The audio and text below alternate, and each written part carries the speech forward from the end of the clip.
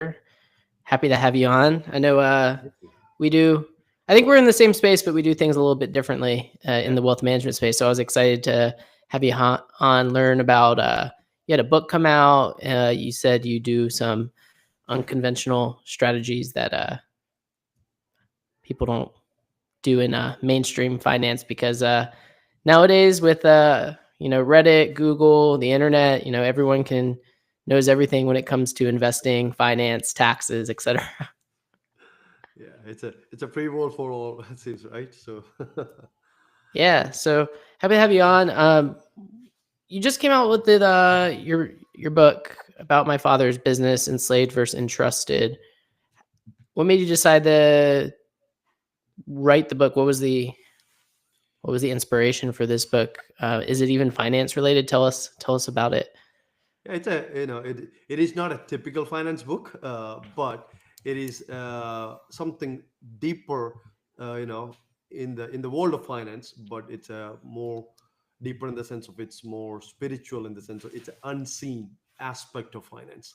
So about Hmm. my father's business is, kind of inspiration came from 10-15 years. I've been studying money, wealth, finance, legacy, and I have a faith background where I like to live out what I believe. So I was kind of digging more into the ancient wisdom of what the biblical principles on money and wealth and all those things that inspired me more and more. The more I learned about it, I realized, okay, this is something people use in all aspect of life, in business and all those things. They don't classify it as this truth or that, but I realized the same like gravity, everybody uses it, right? Yeah. And it's a different way.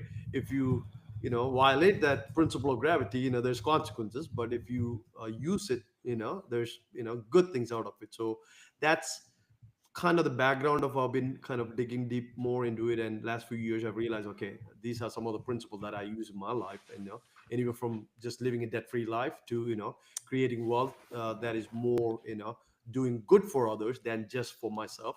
So those are things that I learned that, okay, money is more than just accumulating things. It's about stewarding it and creating a legacy for long term and things like that. So that's what inspired me to write the book. And it's a faith-based finance, basically what it is, and kind of teaching on, hey, there's a force behind money for good or evil, right? So which Hmm. creates anywhere from greed to hoarding to scarcity to abundance, and so there's a lot of things behind it. So that's where it came from. Cool. I know. I know some people do faith in finance. I know Dave Ramsey is one of them. I'm not sure what you and Dave Ramsey may or may not have in common, but like, what's different from what you are doing versus what, like, you know, I guess Dave Ramsey's probably like the mainstream guy when it comes You're to right. faith and finance and basically being debt free and not taking risks, being more a simple, boring investor. Yeah. I'm faith based, but I'm also risk free. But that doesn't mean that you don't take risk. It's mitigating risk and eliminating unnecessary risk and things like that. But I'm an entrepreneur also. I'm a serial entrepreneur, so I love risk. But I've Hmm. learned also that I take less risk than I used to be.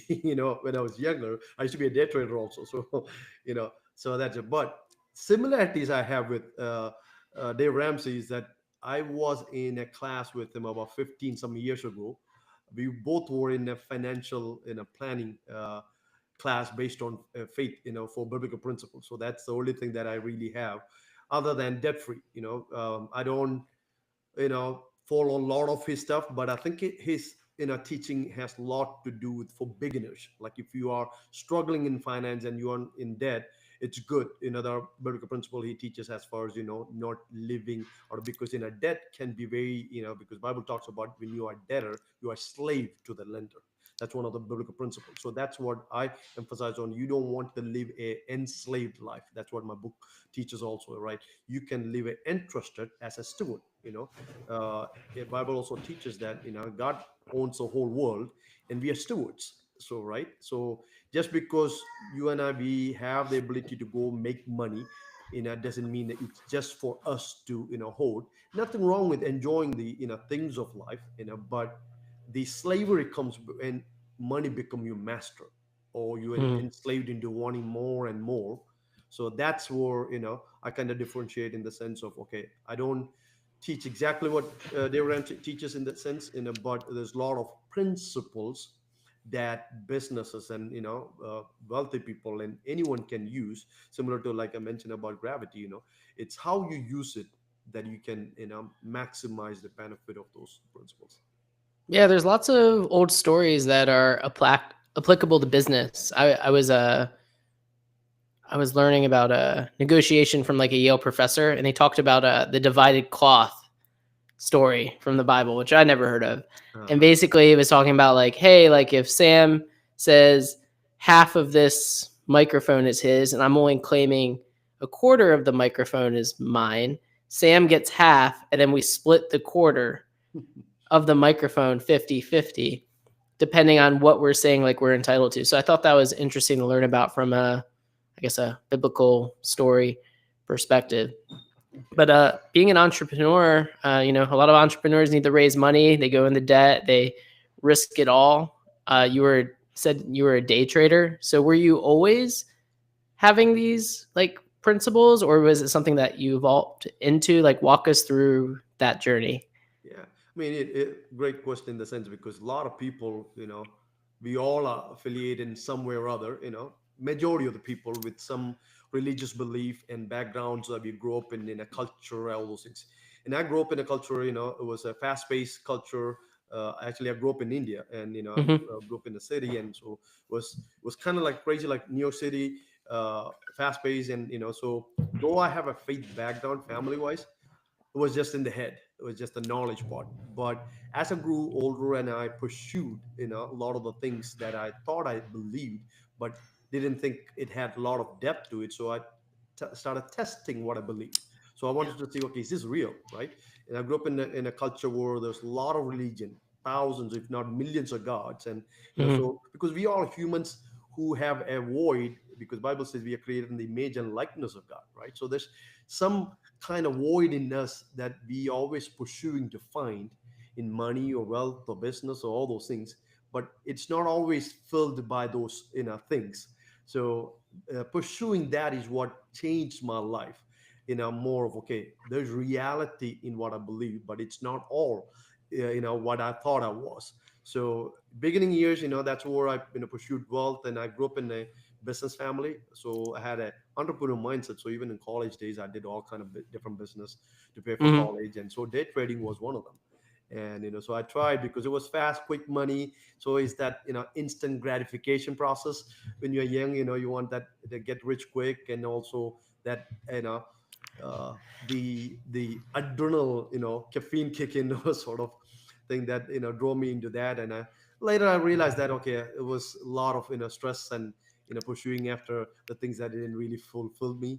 So those are some of the things that also drove me into studying, because I heard about there's principles in the Bible that like I said, when I was with Dave Ramsey, we were they were teaching on these principles. This is 15-20 years ago.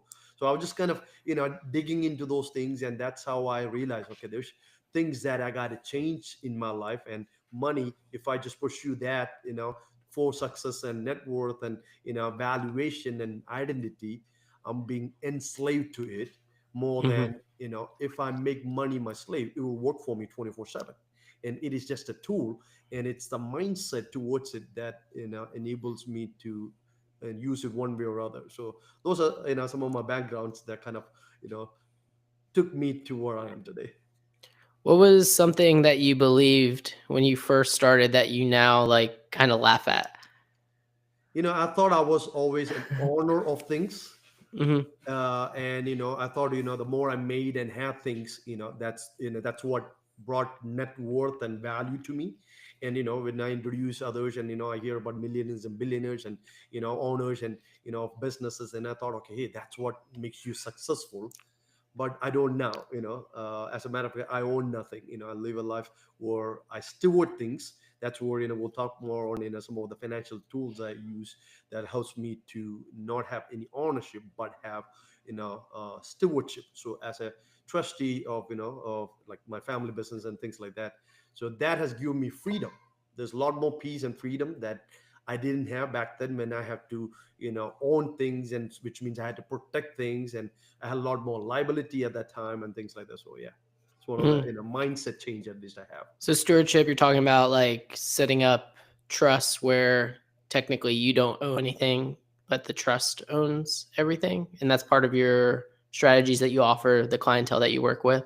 Yeah, I work with a lot of high income earners and high net worth individuals, and so one of the strategies that we use is a trust structure. It's a non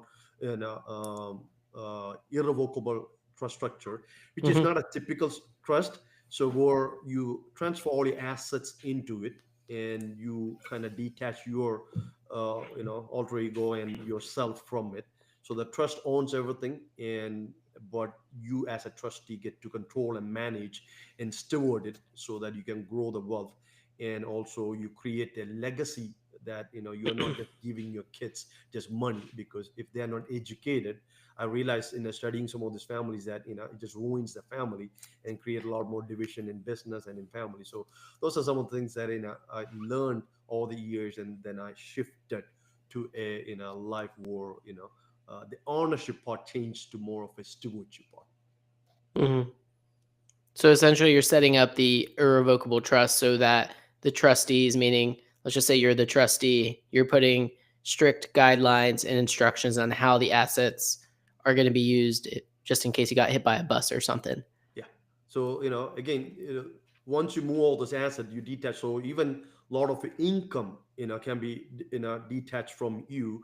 And so, especially if you have business and, investments and things, it goes directly to the trust. So there's no taxation that's coming to me also. So, I don't know if you heard Warren Buffett, once mentioned that his secretary paid more taxes than him, because there's two different tax system. School don't teach you these things. So understanding that you can still stay in the system of tax, because IRS says you can avoid tax but you can't evade tax, right? So Hmm. there's those two things. People may not understand fully what that and how that is. So you can avoid majority of income taxation, because there's no law on income. There are rules and regulation that you have to pay income tax. So which, if you look at the whole taxation, we all pay 50 to 60% taxes, not just 20, 30 income tax. You take the income tax and property tax and sales tax, excise tax. So we all pay into it. But income taxation came after 1930, right? Hmm. So that's where there are options. You can avoid that income tax as much as you can, which is totally legal, per IRS guidelines. And because these are not taught in school, you can be a CPA or a financial advisor. Still, they don't teach you these things that is out there. So understanding some of these things, studying the wealthy and how they position their wealth and assets and income, help you to know, hey, there are more than one way you can avoid the income taxation or reduce your taxes and things like that. So Yeah, I mean, it's definitely easier if you own like a business or something compared if you have like a normal job. oh yeah. But as you're accumulating money, you could definitely take advantage. I mean, the rules are there for you to take advantage of, and most people just never take advantage of the rules, or they don't want to invest into someone that knows the rules to help them with the rules, or someone says, "Hey, I don't have enough money. Why should I even care?" Yeah. Yeah. And the sad part is, again, after the system was set up and after 1913, most of the W2 income, it's internally set up, right?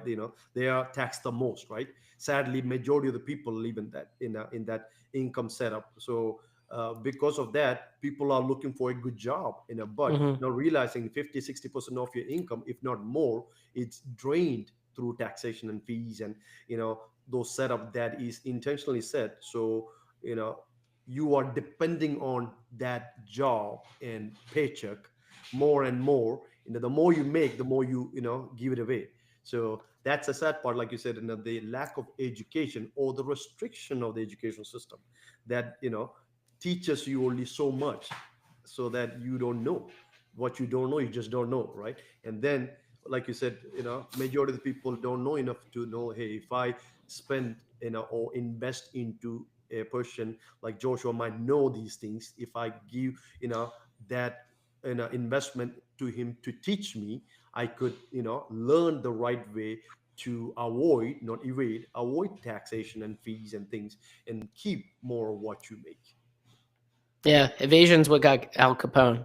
Yeah, yeah. Uh, Now you don't want to do that. So that's what they got. But I mean, avoidance is completely legit. interesting. I mean, you know, W-2 workers. I mean, I've talked to a lot of people, especially software engineers in California. Like, how do I pay less taxes? And I was like, I mean, there's ways to do it, but it's more challenging compared to someone who starts a business. Or the best way is if you inherit the money. That makes Yeah, things a yeah. little I bit mean, easier. yeah, it is easy. I mean, even then, there's estate taxes, and Hmm. things, gift tax and things, and with this trust structure, we are able to avoid a lot of those things if you set it up right. So this is where we have a legal team that really evaluate your system and your income and your asset to see do you fit into that category too. But like you said, anyone can take advantage. Not everyone does and understand. Lot is because of the lack of understanding or knowledge or fear. you know that's one of the things. The system here, in the fear of, oh, what if I make the mistakes? I don't want to evade taxes and end up going to jail, right? So that fear factor is there. And there are places, people teach us that, oh yeah, you can't do any of those things, and keep people in fear. That's one of the reasons I love educating people and let them make the decision. Is this what is right for you? But understand there is options that is there. You educate yourself, and look at that and do your due diligence and research, and see if this is what's good for you.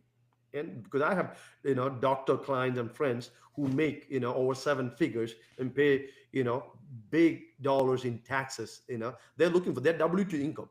There are options there if you're paying a lot in taxes, and so to at least decrease your tax liability. So there are options that anyone can use depending on what situation you're in. Yeah, accounting is a language of business, and with accounting, you get very creative. We've seen a lot of companies throughout history get very creative with their accounting, and at, attempt to evade things or hide things, and then eventually get caught. But yeah, accounting is, I mean, it's like anything. It's like learning a new language or computer programming. But I mean, if you look at a balance sheet and if it's accurate, or if you're helping someone look at the balance sheet of their financial situation, most people don't really look at their finances as a business. They're just like, I go to a job, I put my money in, I get my match, I got healthcare covered, I go on vacation once a year, and that's it. Yeah, that's sadly the But in conditioning turn, of your mind, right? The society and the structure of the education system has set us up in that way. I think mm, there's more options now, like you were saying in the beginning. People, because of the Google and all the AI and all those things, more people are seeing and getting more information. But the problem I'm seeing is that it is because it's unconventional and it's not, it's outside the education system. People are mhm. confused how to use it, and that can Yeah, get them into trouble. And a lot of time people manipulate that tax advantage part of things and tax avoidance part. And that's when people end up cooking the book, or doing the illegal stuff, sort of, to get into trouble. But there are proper way you do things, and at least decrease your tax burden a lot more, and that way you can accumulate wealth faster. yeah. I would talk to people, and they'd be like, "What's a secret?" I'd be like, you know what the secret to making money is? Not making any money." And they would look at me like I'm a little crazy. I'm like, "What do you mean? How do you make money?" Well, it's all about not making income. Mm. Yeah. That's if you're able to avoid the income and figure out how to put money into assets that grow and compound over time without pulling out any income and using those assets in a strategic way, then you're using the tax code to your advantage. But it's as soon as you get income, that's when you get Tax. federal tax, state tax, some places local tax, Yeah. dog tax, cat tax, All kind of every taxes. sort of tax. But being that you're faith based, were you always like a faith based advisor, or was that something that you pivoted into at some point? Yeah. I'm a serial entrepreneur. I've done multiple businesses, but I moved into the advisory place probably about 4 or 5 years ago, when I realized, man, because I tested these things. Everything that I try, I tell my clients, I live it out. So because for me, I don't need to sell it. I can just show, hey, this is how I live out. So I can kind of show it as a proof for myself. Because a lot of the people don't necessarily have the opportunity or test those things. So I never was faith based in the beginning, even though, like I mentioned, I grew up in a faith based family, and my dad was an entrepreneur and stuff. But pursuing some of those good and bad in life and making a lot of mistakes, I realized, okay, there are better things. So once I learned those things, part of my faith is helping others. I'm a value driven person, so creating value for others is something. And one of the principles, because when talk about faith based Bible, Jesus, he was a teacher. He taught a lot in parables, because Hmm. parables is rigged or covered with a lot of truth in it, but it's hidden. Until you pursue, you don't find it. It's not like you just go there, it's lying there. It's like gold. It's always hidden under rocks and dirt. You had to dig, you had to search and find it. So this is where I pursued those truth, and I found it to be real. So once I Hmm. found it, I was like, hey, why am I keeping to myself? It's not limited, it's unlimited, wealth that is out there. So I don't need to hoard. So those are some of the things that inspired me to say, hey, I'm going to teach others. Not everybody might like it or understand it, but that's okay. This is what I live it out, and I'm going to invite others and educate others. And so once I educated, I noticed that more people wanted to know. And Hmm. so that's what kind of drove me into living on more of the faith-based aspect of it. So a few years ago, then I started my wealth advisory firm and said, hey, I'm going to be a little more unique, unconventional. And because it's not for everyone necessarily, but those who would like, there are truth, there's plenty, there's abundance. And I also teach them more on the mindset of pursuing wealth, because you can have a lot of money and still have the scarcity mindset. And you can hold with a lot of money in the bank. And one of the principle in the parable Jesus teaches, if you hoard up all these things, if you die today, what are you going to do with these things, right? So this is where I teach families on legacy planning. Okay, Hmm. we never know if we have tomorrow, but if you plan well, your riches can impact even in after you're gone. And your kids can understand, and your family and beneficiary can know how to use this wealth and manage and steward it, rather than just kind of hoard it and spend it and it's gone. And so, because then you are not really fulfilling the purpose and also impacting others, and even if it is your family, right?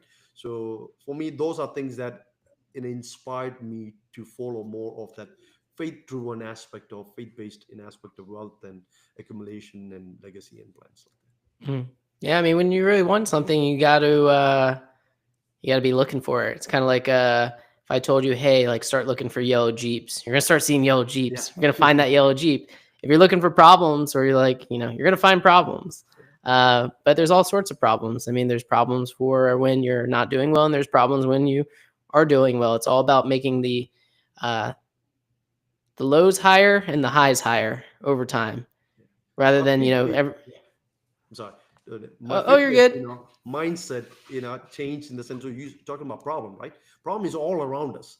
But as an entrepreneur, for me, that's a great thing, because that's what helps me to come up with a solution.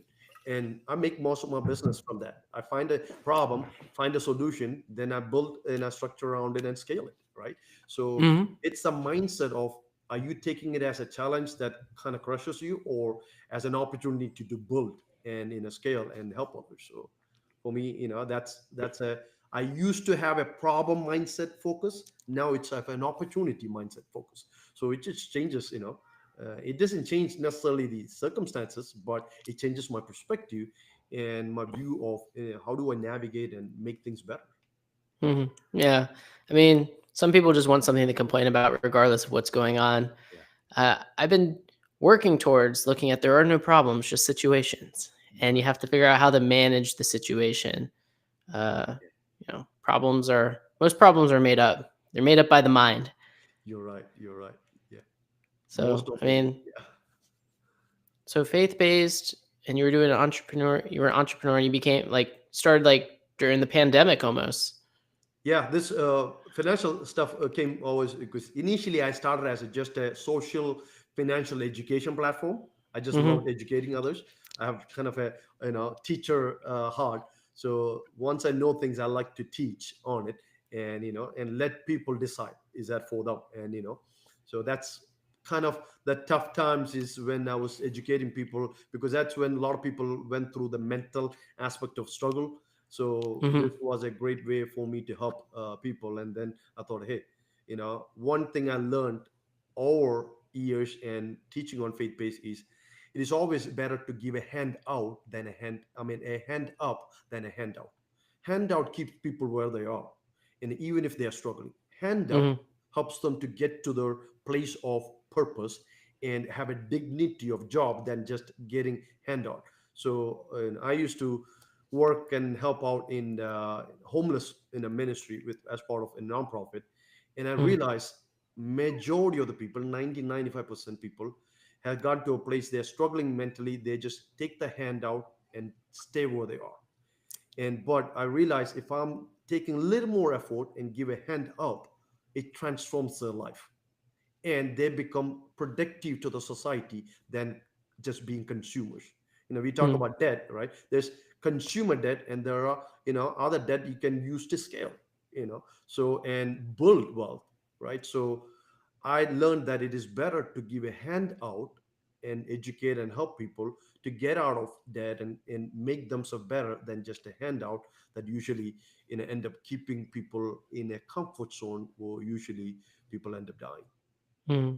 What's it? So what is a hand up? Like, what's an example of like a hand up So, versus I do a also, handout would be to me is like, oh, like I'm hungry.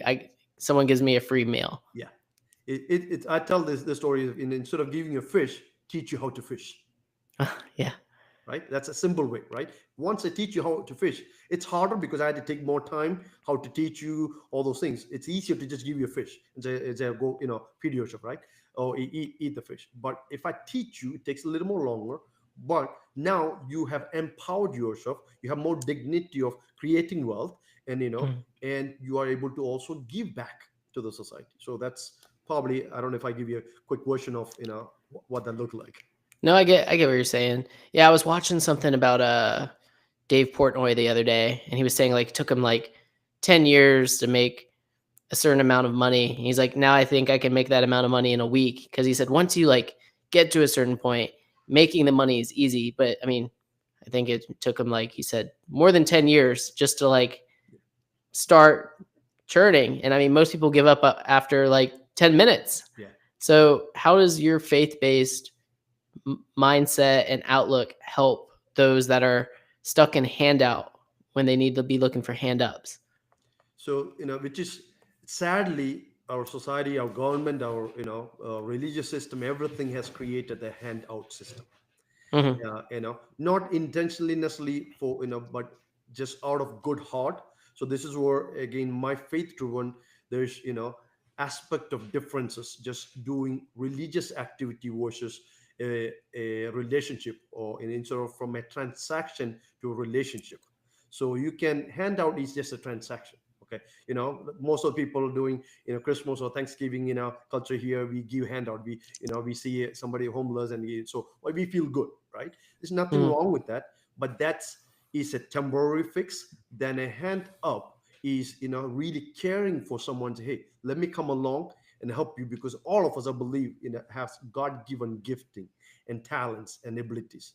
A lot of times circumstances might crush some of those things, but if someone come along and give a hand up, they can really understand who they are and overcome those challenges. So faith for me helps me to overcome the challenge and become an overcomer than a one who feel like, oh man, I'm handed out the wrong things and blame others kind of mindset.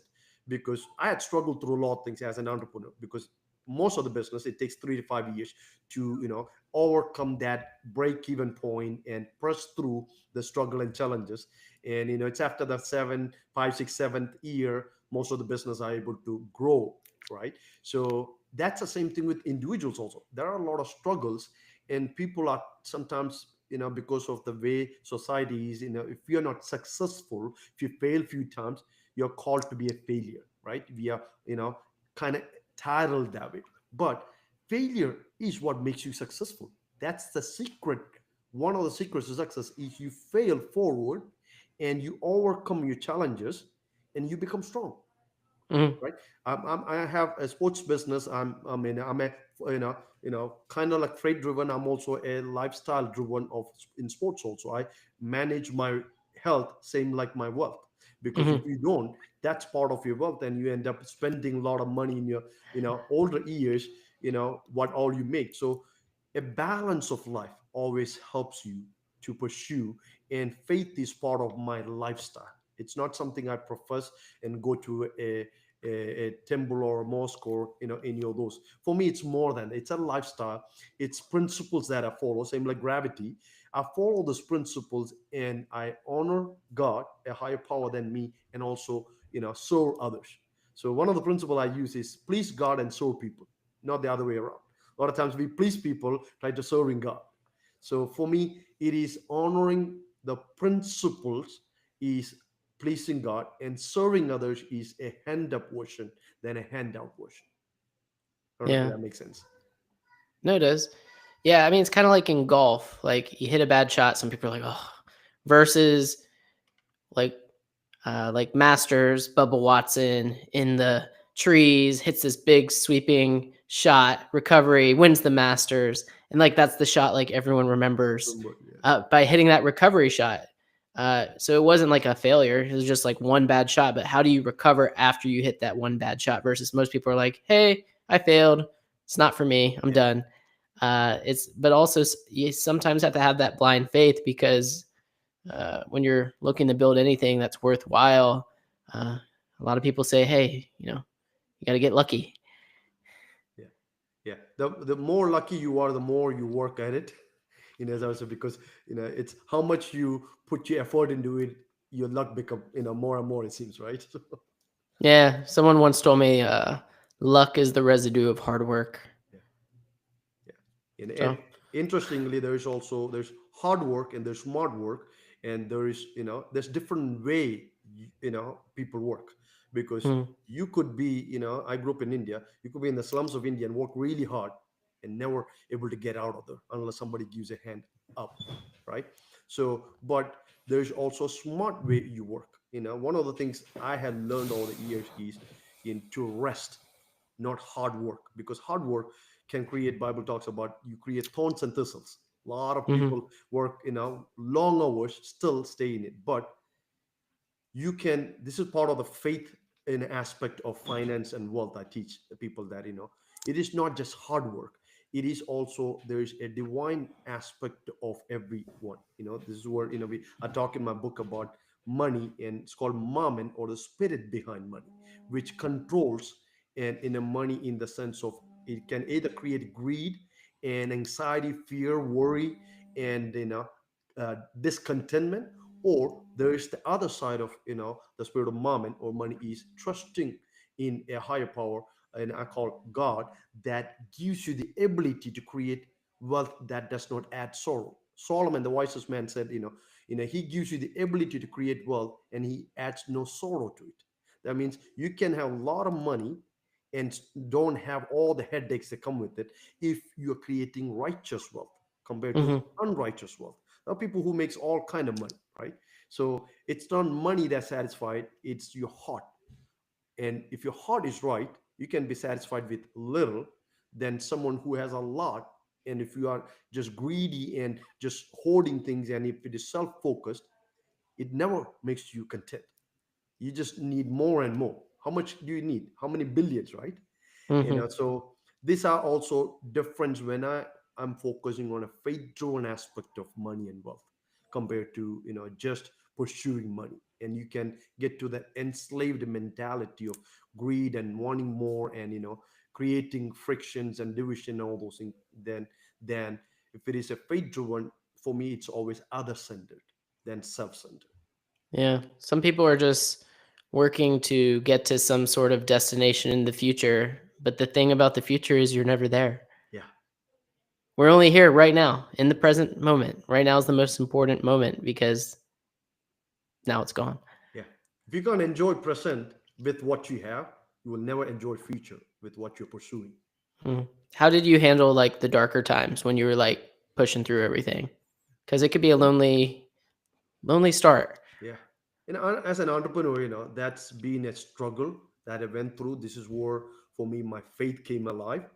And, so when I pursued the biblical principles on money and wealth, and I was still, it was kind of like one feet on one board and the other on the end. So I was trying to do the right thing, but I was still pursuing money because, and that's where I thought my value was, my net worth and network. That's where I put my identity.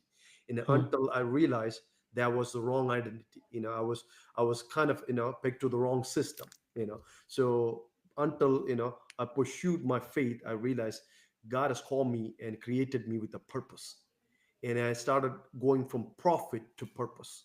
So when I shifted my mindset from just pursuing profit to purpose, my lifestyle and my joy and my peace, everything changed. And it was less about profit and more about purpose. And I realized that I'm called and created to fulfill a purpose, and there's a plan that's greater than just profit. So that's what changed me to focus more on what is my purpose in life. What am I created for? Is it just about making money, having family, having good things, or is there more to it? So then I realized I learned about eternal riches. It is Hmm. not temporal riches. I realized that there's riches you can create, beyond your life here on earth through, things that you do with what you accumulate.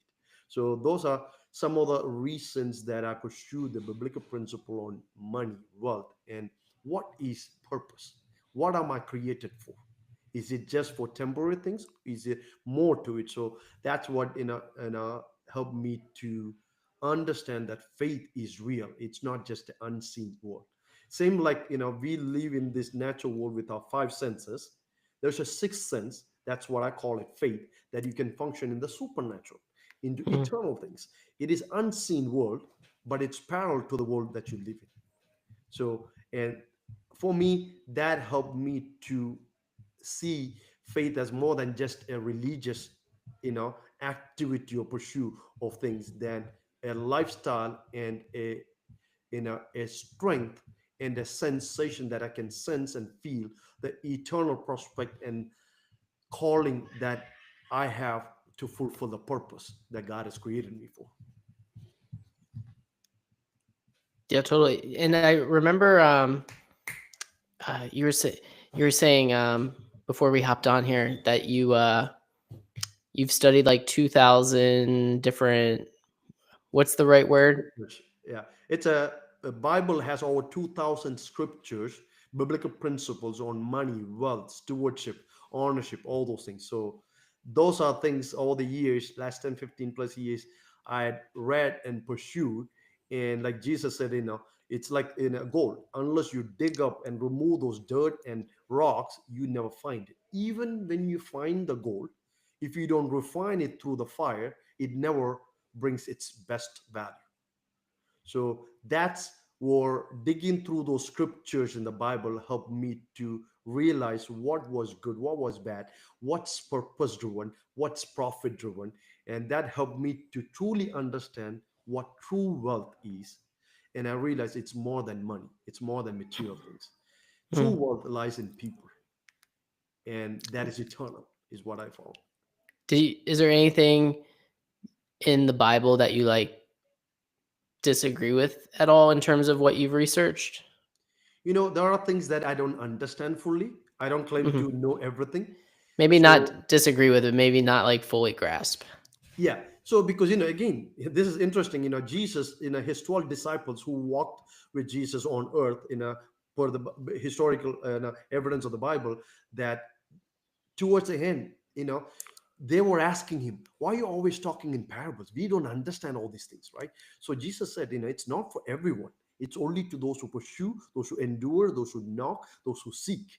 So that's when the gold that was underneath, as you do those digging and as you refine that precious purpose that is in you, it become more and more valuable. So there's not everything that is taught in the Bible is comprehended for natural mind, because it's covered with all these challenges and problems and sins, so called, in this world that we all pursue for self gratification, that covers it until you are willing to surrender yourself to a higher purpose and calling. And Jesus called it is dying to yourself. So when you die to yourself is when you realize there's a lot more life to it than just these temporary things. So Mhm. to answer your question on, yes, there are things that still I don't understand fully. That's where I walk by faith, though I don't able to understand or see, knowing that there's greater purpose if I can step out in faith, though I cannot comprehend and understand everything. Yeah, I mean, it's probably impossible to understand everything in that book.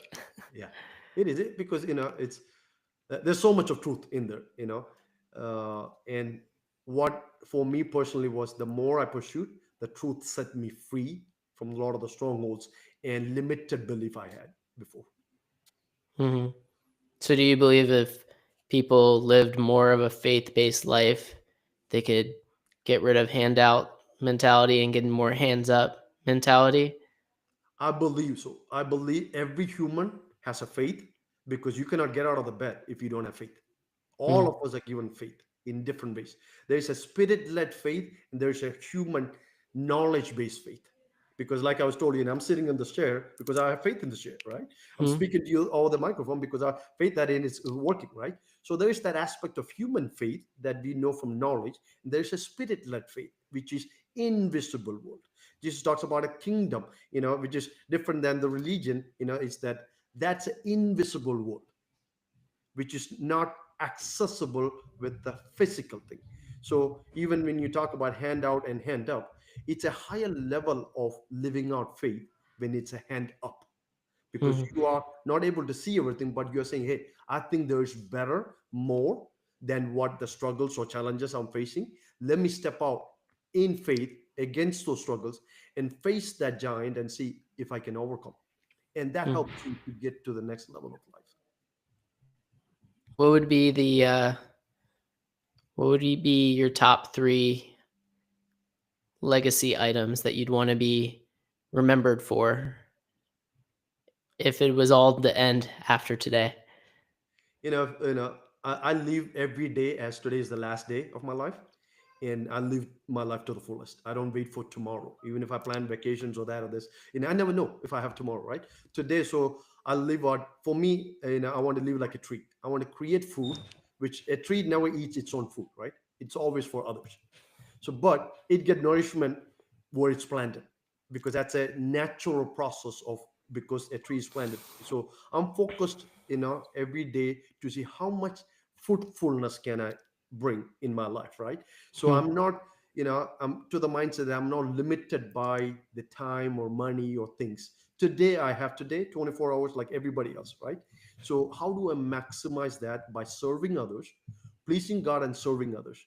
So my legacy, what I want to do is, with what I have, what is given to me today, from all these years, what do I do to create wealth and prosperity and peace and joy and righteousness for others? That means right living, right doing.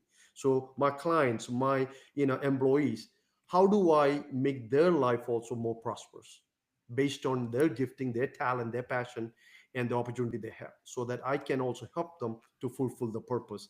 So for me, that those are some of the things to create eternal wealth, or Bible talks about eternal riches. You can use your temporary riches to create eternal riches by helping others finding their purpose and fulfilling their calling. Love it. Everyone, go check out the book About My Father's Business by Sam, and enjoyed having you on. Yeah, We'll see everyone next time. Bye. thank you.